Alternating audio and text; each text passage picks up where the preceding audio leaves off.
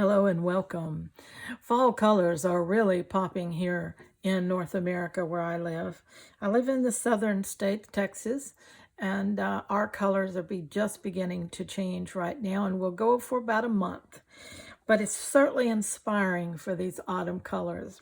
And for the next pattern in the 50 different styles of slow stitching, this one definitely is dedicated to autumn or fall colors.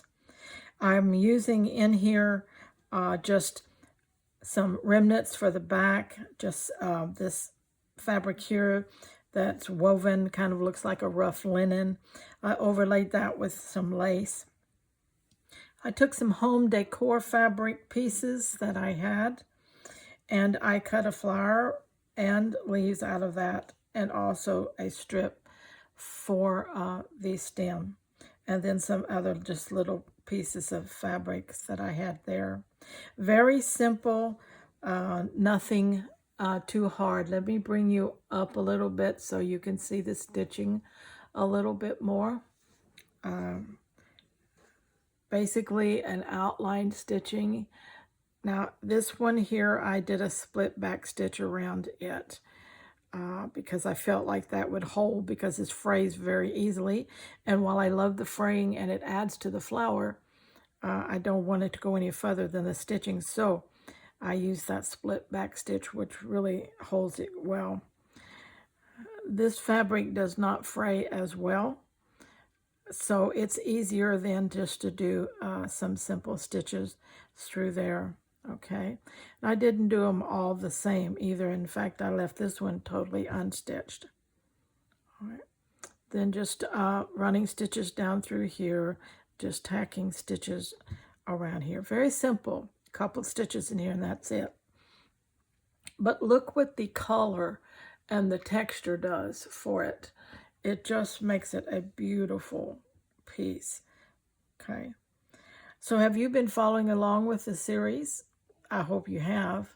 I can't remember exactly, but I think this might be style number 16, I believe is what this is. So we still got a long way to go. Lots of inspiration for you coming up. Remember, we're doing the exact same pattern. We're just doing it with different colors, different fabrics and textures and so forth, just to show you what you can come up with just using the same pattern over and over and over and over again. And but try to jump out of that box that you're in and use things that you wouldn't normally use. And that's what I hope this series will do for everyone, is just to help them be a little bit more adventurous and know that it's okay. If you've got a piece of decor fabric that's black and brown striped, well, why can it be a flower? Of course it can be a flower if you want it to be. So things like that, sometimes we get buried in our own thoughts and our own conformity that certain things have to go a certain way, but that's not true. You're the creator. You determine how it goes.